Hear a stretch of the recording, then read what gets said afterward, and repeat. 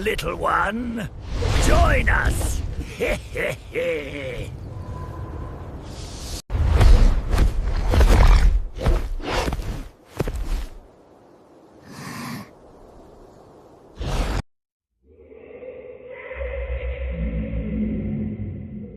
Deep in the dead of night, during the dreaded hour of the ox, when the very trees seem to hold their breath, and the world is swallowed by an absolute suffocating silence, the atmosphere shifts into something primordial and predatory. The rhythmic ticking of a clock, once a comforting metronome of passing time, now echoes like a frantic heartbeat against the hollow chest of the room, a reminder that the boundaries between the living and the dead have grown dangerously thin when you extinguish the lights and allow your body to sink into the heavy stillness. Have you ever felt that sudden, icy prickle at the base of your spine, as if a pair of invisible eyes were tracing the silhouette of your throat, from the shadows where the moonlight cannot reach?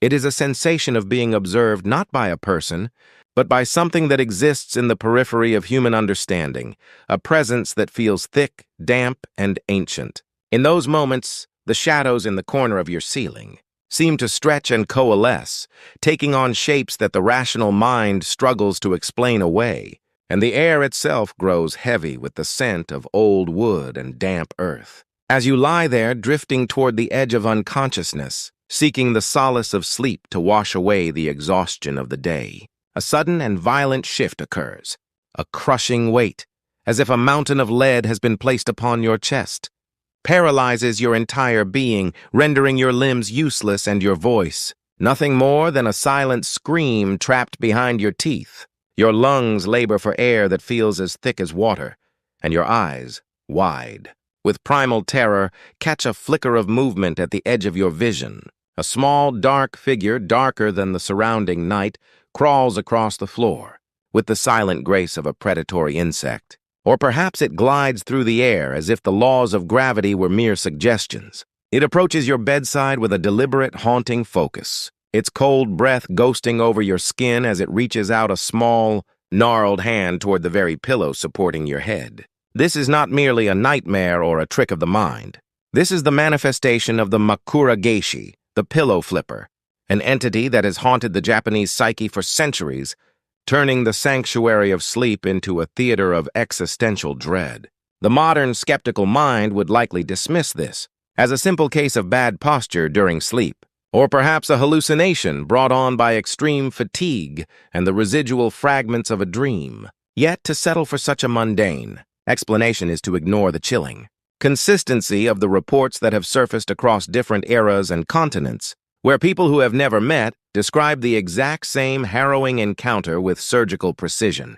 Is it truly possible that the displacement of a pillow, a seemingly trivial event, could hide a deeper, more sinister intention that threatens the very essence of our existence? Tonight, we shall descend into the abyss of the Makuragaeshi, unraveling the historical tapestries, the folkloric whispers, and the scientific enigmas that surround this entity, while examining the taboos that one must never, under any circumstances, ignore. If you have ever woken up to find your pillow moved to an impossible position, or if you have felt the heavy hand of the unseen upon your chest, then you must understand that these stories are far more than mere fables. The Makuragaeshi is a creature of legend, so deeply ingrained in the Japanese consciousness that even the great Edo period artist Toriyama Sekien felt compelled to illustrate its form in his famous Compendium of Spirits. Its appearance is said to be as fluid as the shadows it inhabits in some regions. It takes the form of a young child with wide, unblinking eyes and an eerie, toothless grin, while in others, it appears as a small monk clad in tattered, soot-stained robes, or even a miniature sumo wrestler radiating an aura of immense concentrated power. Their objective is deceptively simple. They flip the pillow of a sleeping person, or move it from the head to the feet. However, in the spiritual landscape of ancient Japan, this was not viewed as a harmless prank, but as a direct assault on the soul. To our ancestors, the pillow was far more than a tool for comfort. It was a sacred vessel, a spiritual anchor that housed the essence of the human spirit, while the body lay vulnerable in the state of sleep. In the ancient belief systems of the archipelago, it was understood that during the hours of rest, the soul would temporarily depart from the physical shell. to wander through the ethereal landscapes of the dream world, a realm where time and space have no meaning. The pillow served as the gate through which the soul departed and the beacon by which it navigated its way back to the waking world.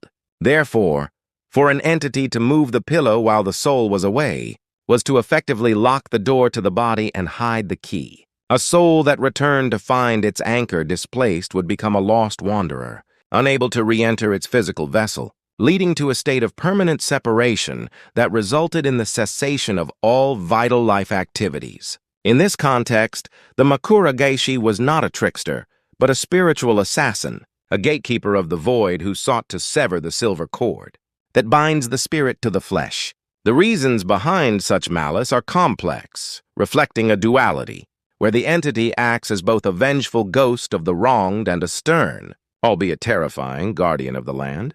Consider the specific locales where these encounters are most frequent. For the geography of the supernatural is rarely accidental. In the city of Odawara within Tochigi Prefecture, there is an ancient temple where a particular guest room is said to be cursed by the presence of a pillow-flipping spirit. Local tradition whispers that the entity is the spirit of a traveler who met a tragic end within those walls, or perhaps a Zashiki Warashi, a child spirit of the house whose favor was lost through the arrogance of the living. These spirits do not move the pillows out of random impulse. They do so to assert their ownership of the space, or to remind the living that the ground they sleep upon is soaked in the memories of those who came before. Whether you reside in a centuries-old farmhouse or a sterile, modern apartment building, the land beneath you remembers the tragedies it has witnessed, and the Makuragaeshi may simply be the physical manifestation of that lingering, restless energy.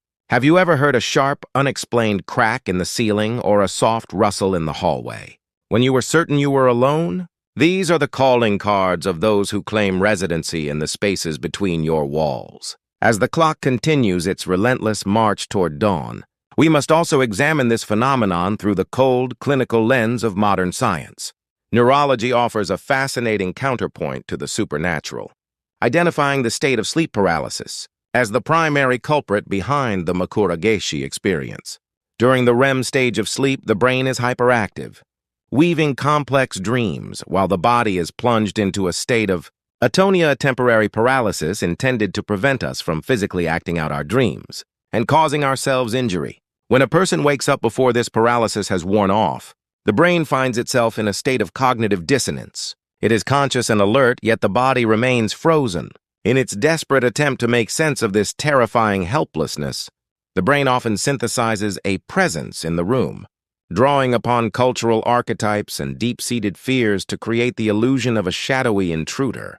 This is the scientific explanation for the crushing weight and the dark figure at the bedside, a glitch in the transition between the world of dreams and the world of matter. Yet, this rationalization leaves a glaring, uncomfortable hole in our understanding of the universe. If the Makuragaeshi is merely a hallucination, why do individuals from vastly different cultures, languages, and religious backgrounds all report the exact same specific details? Why is it that people across the globe, who have no knowledge of Japanese folklore, consistently describe a small, dark entity that specifically focuses on the head and the pillow? If the brain were simply fabricating a threat, one would expect the hallucinations to be as varied as the human imagination itself. The eerie uniformity of these accounts suggests that we are not merely dealing with a neurological malfunction, but perhaps with a universal human experience that touches upon a reality we have yet to measure with our instruments. Science provides a shield against the dark, but that shield is full of cracks through which the cold wind of the unknown still blows.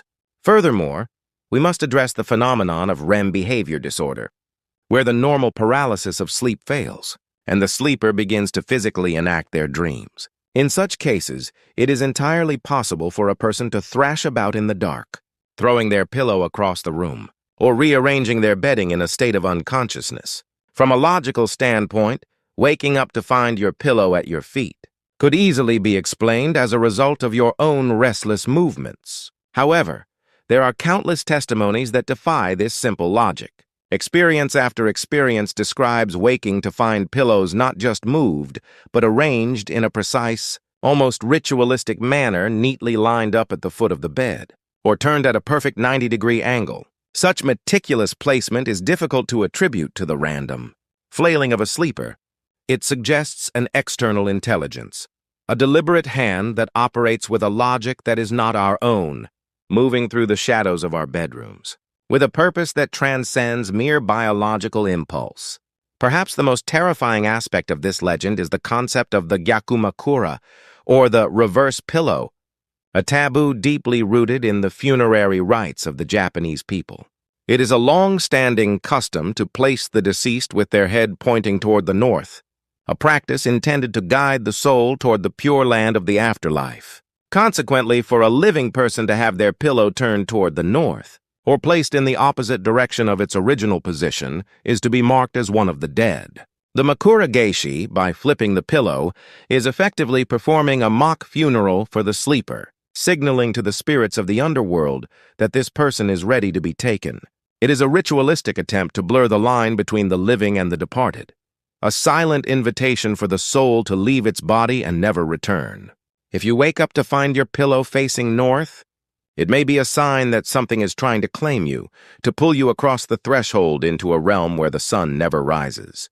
Throughout the various regions of Japan, numerous methods have been passed down to ward off this spectral intruder. Some suggest placing a sharp blade, such as a knife or a pair of scissors, beneath the pillow, as the glint of cold steel is believed to repel malevolent energies. Others advocate for the chanting of specific sutras or the placement of protective amulets blessed by a priest.